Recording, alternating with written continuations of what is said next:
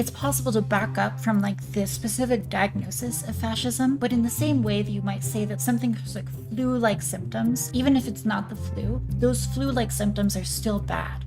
And so you could say that maybe the GOP has fascist-like symptoms, and maybe it's not fascism that's causing it, but something else, but that those symptoms are still not good. I'm fine with like just kicking the label aside and moving on with it.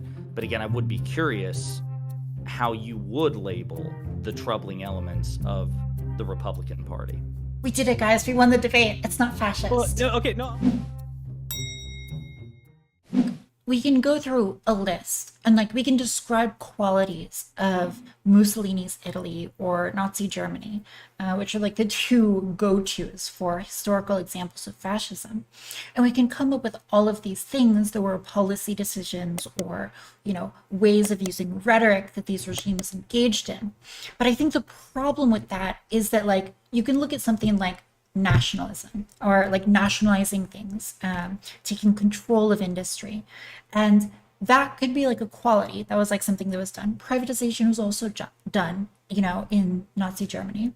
And so were these things fascist? I don't think they were necessarily, or I don't think they are inherently. I think they were in the cases of Nazi Germany and Italy, but like they could also be a communist thing as well, right? And so what really matters is like the way in which people are doing these things and their intention with doing these things.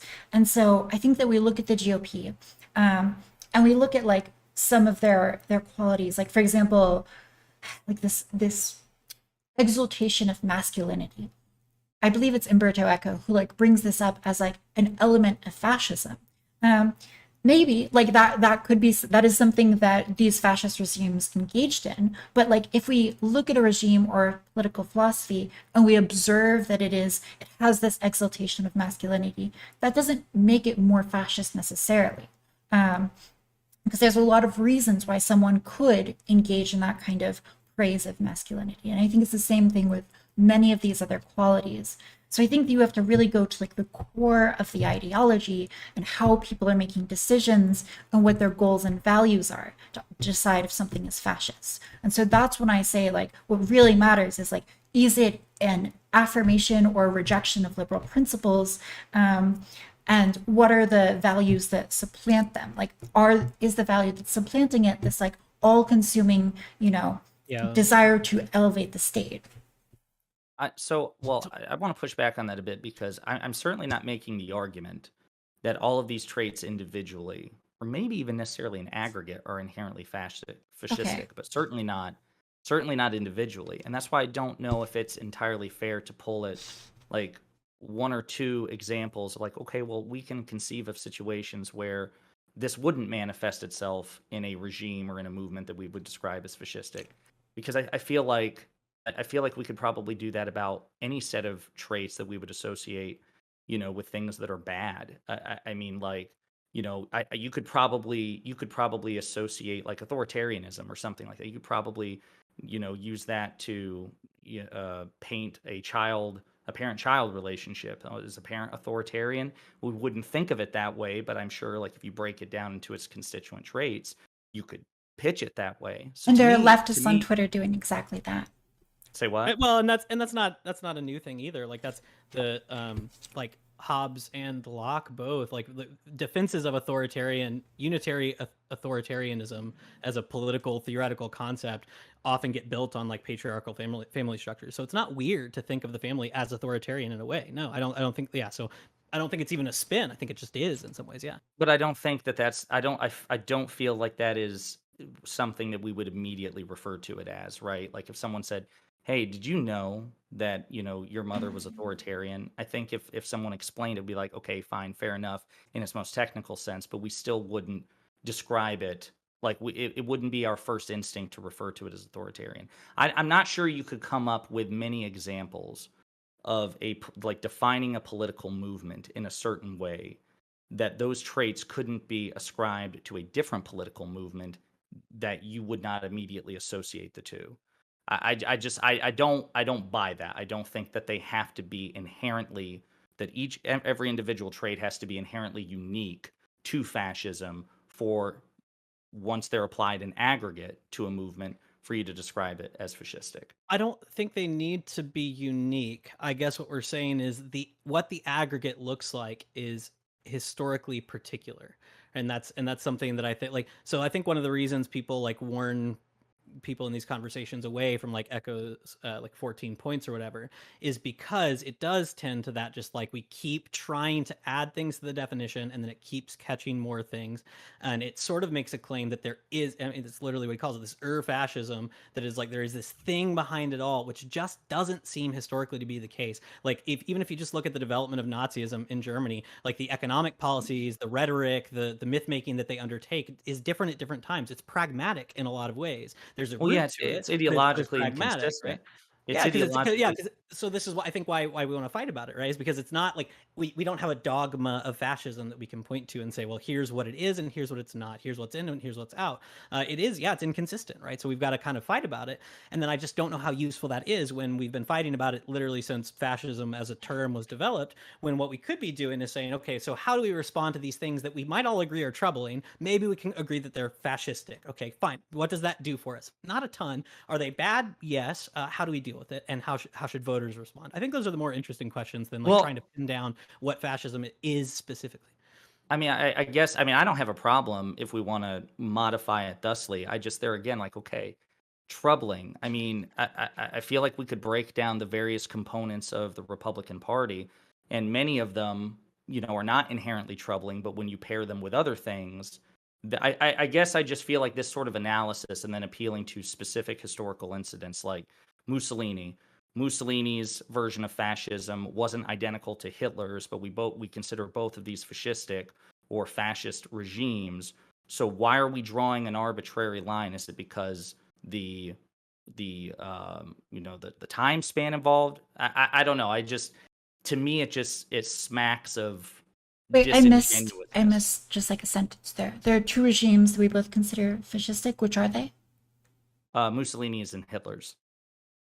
But these regimes are very similar in They are similar, but they're like not very identical. similar. Yeah. They're not, but like their differences actually. Again, like this review that I'm talking about, I thought was really interesting because what Bearson is saying is like one problem with studying fascism is that Nazism and fascism got conflated when they are That's slightly true. different things, and we tend to conflate Nazism and fascism when we could draw distinctions if we wanted to. So again, it's just doesn't seem to be a super useful unit of analysis. With populism, like you see this in sociology and political science, you can look for certain turns of rhetoric, certain policy proposals, certain approaches to the people and the elites that, like, okay, if they meet these things, it's a populist appeal, and then we can study populist appeals by certain politics. Like, it works pretty well. Like, fascism itself is just so amorphous and changes over time. It's not that it's not something we should be concerned about. It's that it's like it's become popular since 2016 to throw around the word fascist in a way that makes it kind of, to me, just not a useful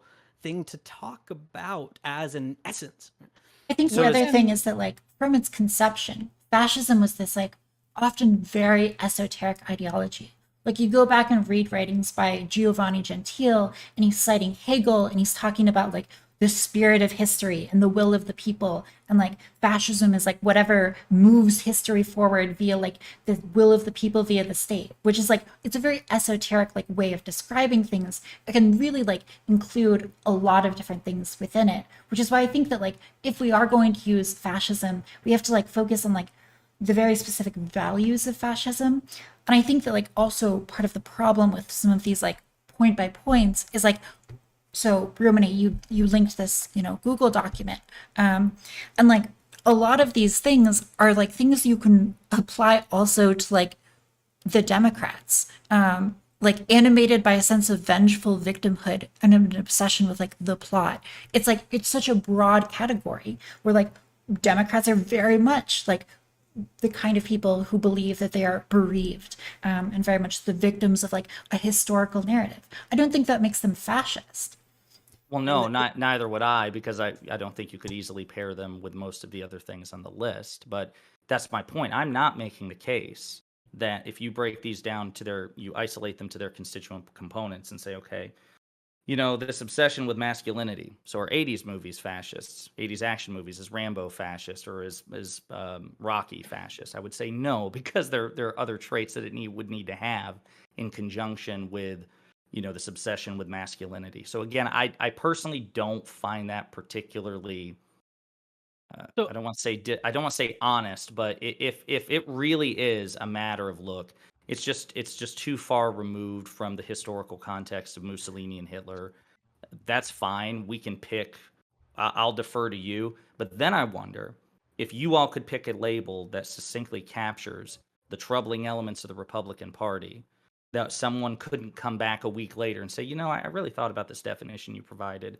And you listed these 3 or 4 or 5, 10 things. And really, when you break it down, we can describe things that are not troubling or movements that are not troubling and could define them by several of these traits.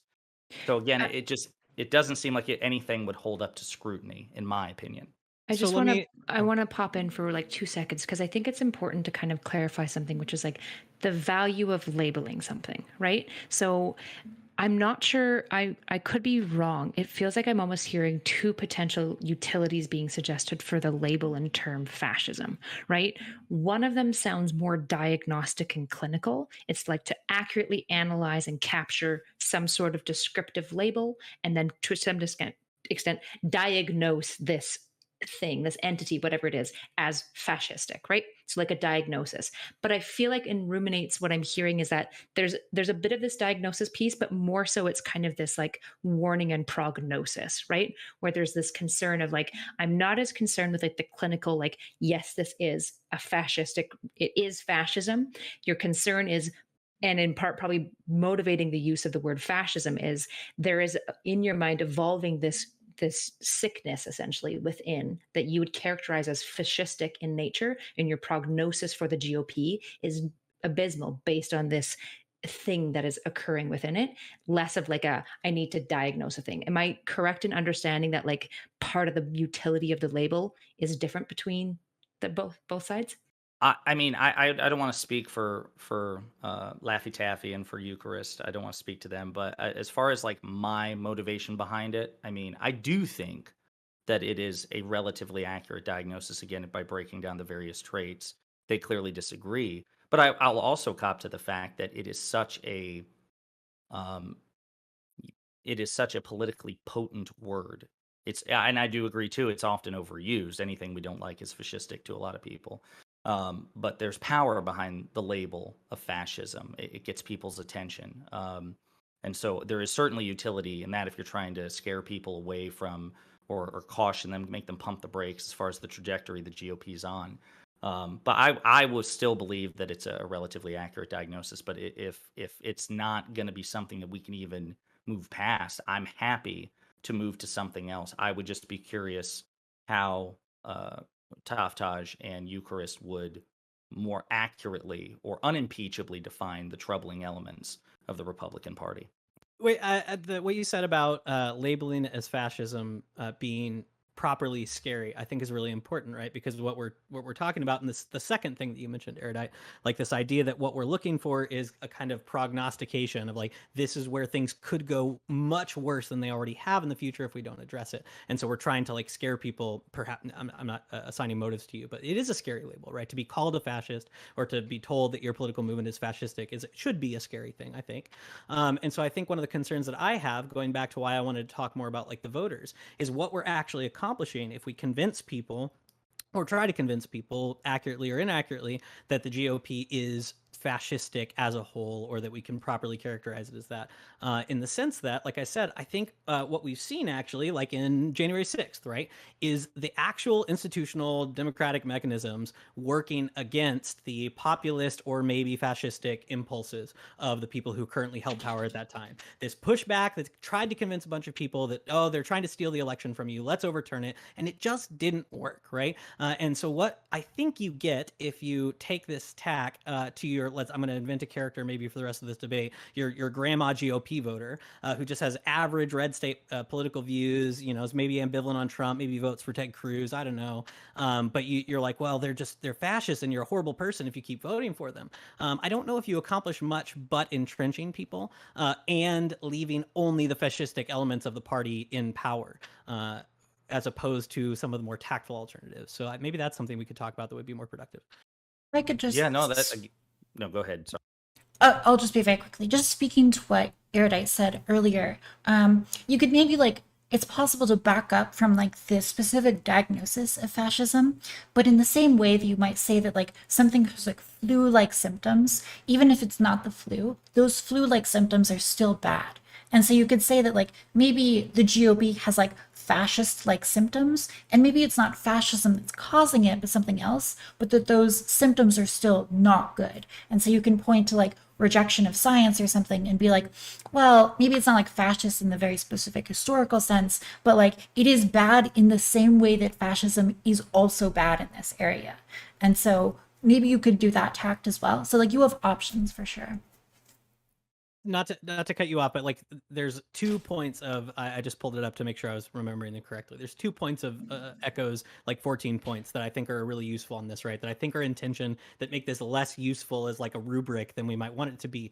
A lot of people when they talk about fascism or populism, they'll talk about an anti-elite sentiment, or at least an anti-scientific sentiment, right? Denigrating the academy, people with degrees, mainstream media, all of this. But then further in Echo's points, right? There's a contempt for the weak, and he says elitism is a typical aspect of any reactionary ideology. So there's a back and forth attention. You're right, it's an incoherent ideology.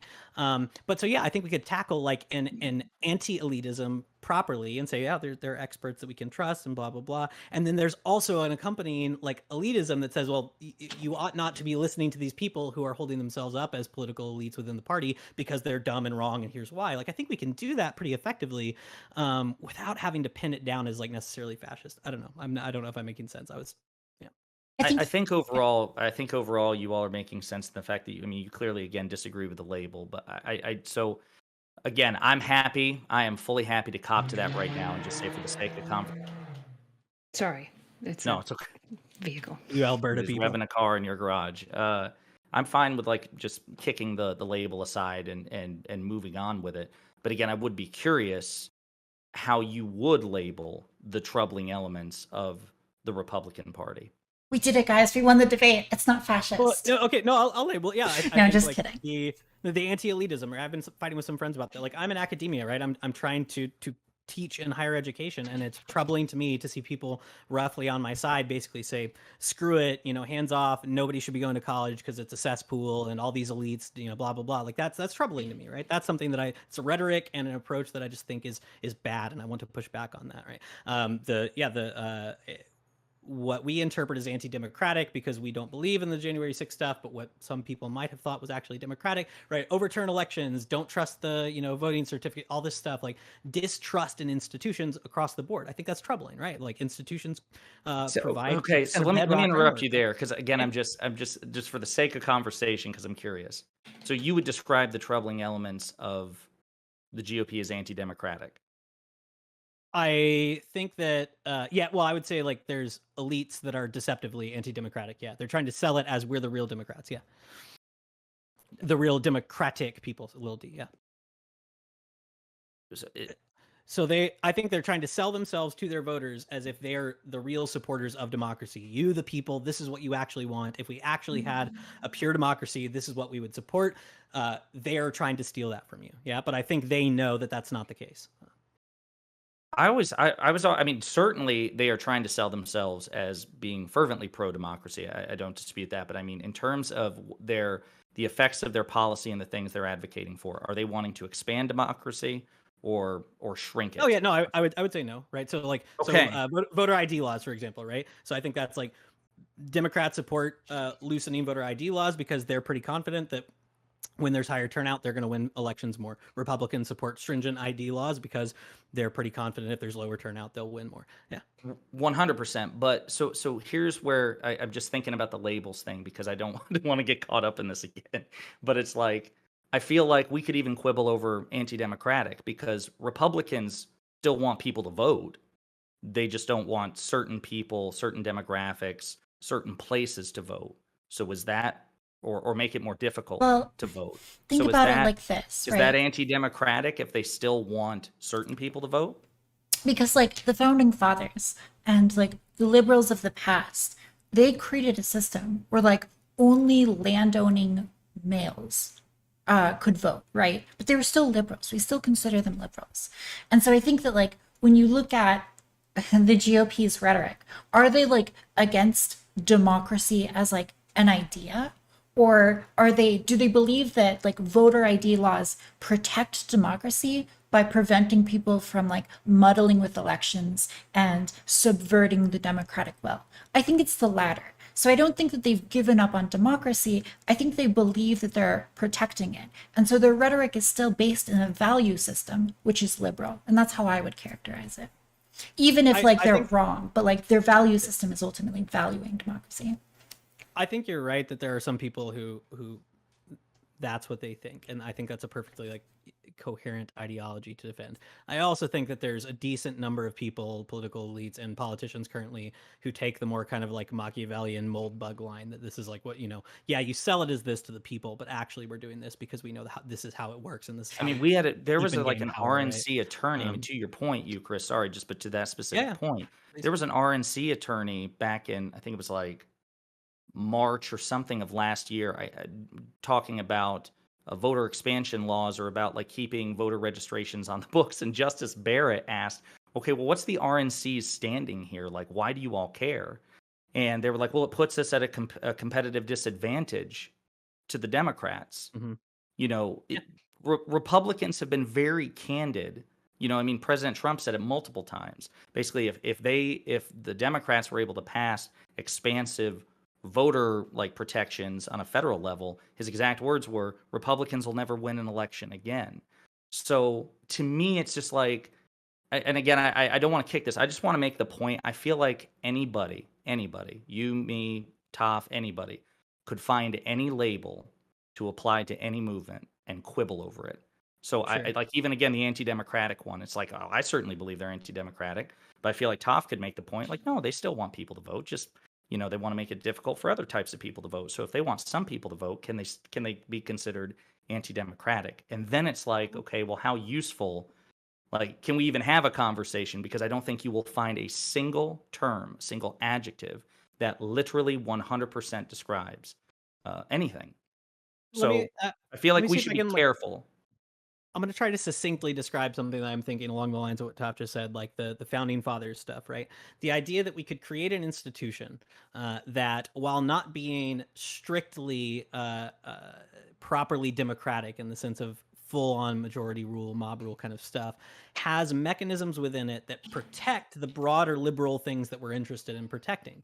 And so this is something that I was thinking about going into this debate, is that I think like some of the things that Democrats push for or oppose, things around like the filibuster or things around the Electoral College and things like that, are institutions that have helped stop like fascist impulses from becoming fascist regimes. I think those institutions being in place is a good thing, and keeping them and protecting them is a good thing. And I think the GOP as a whole is one of those, right? The GOP's internal mechanisms are not, it's certainly not directly and immediately punishing the worst parts of it that we would want to be out right now. It's really a bummer that Marjorie Taylor Greene and Lauren Boebert and all these people are still in Congress. But like, it's not doing a terrible job of it when people like Madison Cawthorn get punished from within the party and eventually get pushed out in the primary. Like, this happens, right? So we still have institutional mechanisms within the right that can push back against those fascistic tendencies that, yeah, we all seem to be concerned with. Well, I'll take your Madison Cawthorn and raise you Liz Cheney. It seems like it's a coin flip.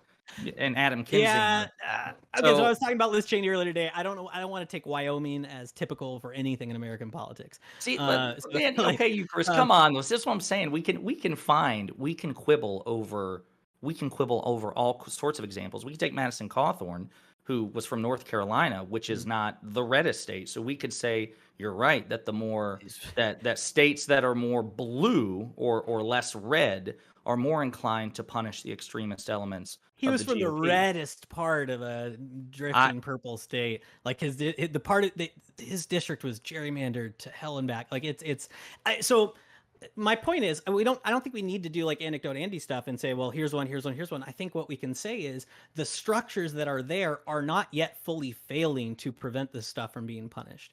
It might not be as quick as we'd like. It might not be as immediate as we like. And we're still living in a post-Trump world where everything is kind of shaded by that. But I think it's a little bit too early to start saying, well, if you're voting GOP, you're kind of morally reprehensible if you know anything at all. And you should probably not be doing that. And you're voting against your interests, all this other stuff that I think is actually going to be counterproductive to the ends that we might be able to unite on. I don't think that's a very good argument, because like it's not that something becomes fascist like the moment that institutions fail, and like every moment leading up to that, as like a fascist organization is chipping away at institutions, it's like not fascist. So like I don't know. I don't think that we should like take the tact of saying that it's not fascist because like things haven't totally failed yet. That's not. Sorry. I mean, I think it's not fascist because like at its core, its values are not fascist. Its values are liberal values. I think that's true, but to the extent that like there are illiberal tendencies within the party, I think it's meeting the stopgaps that it should be meeting within the institutions, right? So it's not just like it's not fascist insofar as it hasn't yet eroded those institutions. It's that like there is something in the way of fascist aesthetics and fascist movements becoming a fascist regime. Those things have held up. Can I ask a question then? Is there a difference? So let's assume you, Chris's argument is right, and there's like this break or this wall. And yes, there's maybe some problematic stuff coming up, but all of it is hitting this natural breaker and preventing it, the like system from falling apart or any like fascistic thing to occur. Is the GOP running up against this wall more often than the Democrats? Number one, 100%. But I don't even know if I accept the premise. I don't think it's hitting the wall at all. I think it's wearing the wall down. Maybe the wall hasn't collapsed entirely. But again, so you cite, and I understand you don't want to trade anecdotes, but again, I'm thinking to myself, citing Madison Cawthorn as a success story for, the GOP's anti-fascist guardrails, I just don't buy it. I mean, Liz Cheney voted with President Trump, probably, I think more often than Cawthorn, certainly with people that we identify like Jim Jordan and Matt Gaetz and people like that. And she was ousted from her position for a dissenting view, even though legislatively her agenda was virtually in lockstep with his every step of the way. She was kicked out. She was censured first by Kinzinger, or with Kinzinger, and for their participation in the January 6th Select Committee. She was kicked out. I don't think that that's a sign that the walls are holding. I think that there's some holes in that wall already. And I think we really need to acknowledge it. I don't think it's fair to say, oh, the threat is just, it's brushing up against it. No, there are holes in that wall already. It stops some things and not others. I don't want to like diminish it and say, oh, it's just brushing up against it. I'm not trying to say like it's not real and this is sufficient. Like these are things, like I said, we should all be aware of and we dislike and we should actively oppose, right? Like, and we should, I think, actively support the parts of the party that push back against those things. So I don't want to make it seem like, oh, well, it's here and it's working, and so we can just like kind of hands off and not care about this. The Cheney stuff, I think in hindsight is going to be it's going to be weird. We're going to talk about it for a long time. She might run for president, but like, yeah, she voted for Trump. She was kind of lockstep with him for a while, and then her entire brand became opposing Trump, and that's going to get you punished. Yeah, it's the way that the party is right now. So like even what I would say are the non-fascistic parts of the party, you can't just make your brand being anti-Trump right now. You just can't. Yeah. So that's fair. What would you describe that trait then? Because to me, that's a cult of personality. The fact that legislatively she can align with his agenda virtually, like, and it's not even a Venn diagram, it's basically a circle, but because she opposes the current leader of the party, all of her legislative history, her advocacy, the fact that she voted for him even in 2020 means nothing. It's like, let me attempt to like, I'm going to make this is probably stretching it, but I want to say that the Cheney story and the Cawthorn story are really, really similar in a really important way, in the sense that both of them were pretty lockstep in line with the Trump agenda until they did something that brought them out of the fold of like what normal political operations within the party should look like. So for her, it was positioning herself as like explicitly anti-Trump at every step. For him, it was just being a liability to the party. Like he was the the rising star. They were all ready to go in on him, and he just couldn't stop being an idiot long enough. And so they were just like, look, you're voting the right way, you're doing the right things, you're bringing in the money, you're getting the right voters, but we just like we can't do this anymore. And so they just kind of stopped supporting him. So I think like the stories are pretty similar in the sense that this is just how politics works. You have a informal power mechanisms within it. Right now, it's like, yeah, Trump still kind of controls the party, even as not president. And you're not going to win by making your brand anti-Trump, and you're not going to win by being a black sheep that's constantly bringing attention to the bad parts of the party.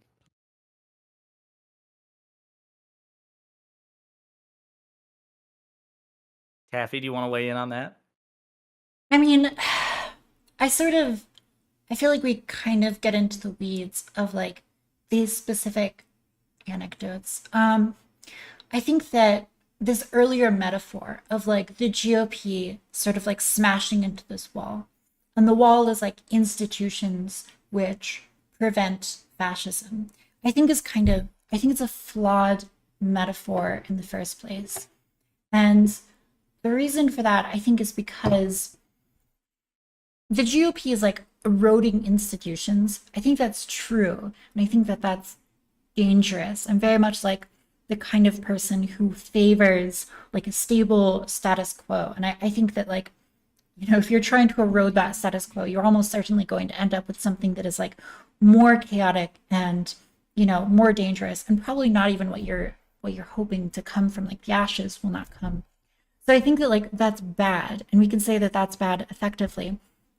But I don't think that like the way that the GOP is eroding that wall is like fascist. And so you touched on something earlier, which is this like rhetoric reason to label it fascism. Like fascism is an impactful term, and it encompasses like all of these bad things which have eroded, you know, democracy and institutions in the past. And so it kind of becomes a shorthand for like, look at these people who are eroding things. And they're doing that in a way that is right wing. And they're doing that in a way that is like authoritarian, or at the very least, like a cult of personality around this person. Therefore, it's fascism. And so it's sort of frustrating when like, I'm like, well, I don't think that meets like this, you know, historical bar for being considered fascism. And then you come back with like, well, maybe not, but like it's still bad, and we could still call it bad. And like the rhetoric is useful for calling it bad. I just don't think that that's like a very good tack to take. I think it's like somewhat of a dishonest tack to take. And so I think I'm sort of in alignment with you, Chris, on this, where like, I think that you can call things like populist. I think you can call things like anti-scientific and whatnot. But I think that maybe we should try to be like a little bit more particular with these things, you know, if for no other reason than because that's how you start having conversations about, you know, the degree to which these things are bad and why they're bad, rather than getting sort of bogged down in this like debate about technical terms of fascism, which is like, I think goes back to this point of like, fascism is just not a very useful term unless you're talking about something very specific. So again, I'm happy to concede the fascist part for the sake of the conversation, although I will say that was not quite what I was saying. I do agree that there is a rhetorical purpose or utility to calling the GOP fascist, but I also stand by exactly what I said, that even when historians break this down and describe the traits of fascism, the GOP checks off most, if not all, of the boxes. And I think that's important when you're describing a thing. If you break it down in its qualities, you know, the fact that the GOP qualifies is important. And I would say there may, in fact, be a dishonesty to appealing to a very specific historical context. You know, the equivalent of saying it can't be fascism because it's 2022, not 1932. That's not fair either. That's not what So- I'm saying, though. So I mean, that's why I'm. Wait, yeah, hang on. So I just want to like push back on this, like, well, historians say thing, right? Because this is like, fascism is a wildly contested concept, right? So this, again, like, is why I think people try to caution about the echo stuff. Like, it's not that it's not useful. It's not that it might not shape our conversation, but it's that, like, okay, Echo's one person. And then there are lots of other people who have done scholarship on fascism who have presented like very different conclusions and basically said, yeah, if you try to pin it down past like general tendencies, you're doing something wrong. Like we can't. But there have this again, pure fascism. It doesn't exist, right? So that it is a scholarly conversation. It's a historical conversation. It's a conversation within different disciplines and how you operationalize it within your studies. So I think it's just like, it's a little disingenuous to just say, well, like even when historians analyze it, when there's a huge debate within each like of these fields about what it actually is and what the usefulness is of bracketing it in those ways. Can you, but that so say, can you come up with a label for the bad elements of the GOP that nobody can sit here and go a week later, Eucharist, you described it as anti-democratic. Again, I keep going back to the anti-democratic one. I Like feel populist. like maybe I'm Populist wrong. would be a good label. Because I think you can label the GOP as a populist party. And I think that would be like a good way of capturing their kind of like anti-institutionalism and their anti like even their anti like science views, like their rejection of institutions of learning and of science and stuff. Would you describe Bernie Sanders as a populist? I think you would, yeah. But how useful is the word populist if it encapsulates Donald Trump and Bernie Sanders? You see what I Because mean? it's describing a specific thing, which is not like Yeah. their positions on economics per se. It's describing like their appeal to the will of the people over the institutions. And so Let me like give you, oh, sorry. I'm sorry. yeah, that can be left or right. It's like a very specific element of the GOP. Sure. So come up with a good label that describes the troubling elements of the GOP. I think that is troubling. Yeah. I think that populism is not good, whether it's left or right. Like there can be a form of populism that we might agree with the policies that the populist leader is supporting, right? But there's things about populism itself that are fragile and unstable in ways that we should be concerned about, I think, right? Like we all seem like relatively, more okay with institutions than not here. So yeah, I think that's what we can say is like populism has this like, is this like fragile middle ground that can manifest in different ways. It can be a Bernie type, it can be a Trump type, it can be a South American type, it can be all these different types of populism. But the real problem is XYZ things that characterize populism, that make it definitionally fragile, that can move it in authoritarian and totalitarian ways that we don't like very, very quickly. So like, I think a good example of the usefulness of like why we can apply the label to both Trump and Bernie is like immigration policies, right? Bernie being like, oh, well, open borders that's a Koch brothers thing, right? Like we can explain why Bernie is like, pro some sort of immigration restriction, at least at that point, in terms of this kind of like economic populism. I think it's useful. Yeah. Yeah, More and I useful than think just, like, I think the fascism. other thing with populism is that like you can reject some institutions and that can be like a very populist thing, but that doesn't, being populist doesn't necessarily mean you reject all institutions. And so like I think that we can fairly label something as populist when it's like it's appealing to the will of the people over like institutional decisions or like against like entrenched elites, which you see a lot on the left. But like just because you're doing that doesn't mean like you have to be against all institutions. So I think that like populism at its core has to do with that. But like not all populists are the same. And yeah, I think that we can like fairly label both Bernie Sanders and Trump as populist without saying that like, well, that means that like, everything that they derive from that philosophy is going to be the same, because of course it's not. It's just you are analyzing and diagnosing like a very specific part of their ideology that they do share in common. So can I ask, let's imagine we found something that we can agree on. These are the bad parts of the Republican Party. It seems like that exists. We may just have trouble finding it. Let's say we've agreed on that. I'm still really interested in the like voter side of this, like what you all think is like demanded of like, your nana in a red state, right? Like in terms of like what candidates to support, what sort of duties and obligations they have as a politically engaged person with regard to parties and policies, right? Are they voting in their interests or not? These questions I think are really interesting and probably the more actionable things, because those are the people that we encounter in our actual life, right? We're not like engaging with and moving huge swaths of people. We have family members who vote for Republicans. So like I think that's might be a fun conversation to have. I don't know. Yeah, no, like I said, I'm happy to move past this. I will be interested in moving forward a more accurate way in general, because again, even populist doesn't cut it for me. If it describes both Bernie Sanders and President Trump, I need an accurate label to describe the troubling elements of the GOP in a way that accurately describes the troubling elements of the GOP. So, for example, the January 6th conspiracism, the aggressive moves in red states to, pass restrictive voter registration laws, the appeal to, independent state legislature doctrine, which would, allow state assemblies to decouple themselves from their state constitution and basically be the final arbiters of election law without judicial oversight.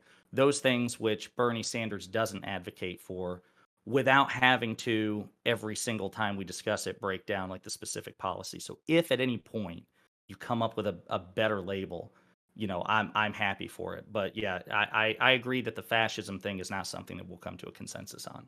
Well, I think maybe you could like label, just for like the sake of discussion, like everything bad that the Republican Party does as like X. But the problem with like these like broad sweeping labels is that like they necessarily force people to get into like what makes them X, right? Or like what is contained within that category. And so like inevitably the conversation will and should go back to like, okay, well, you say like everything bad about the Republican Party fits in this like X category. What are some of those things in the X category?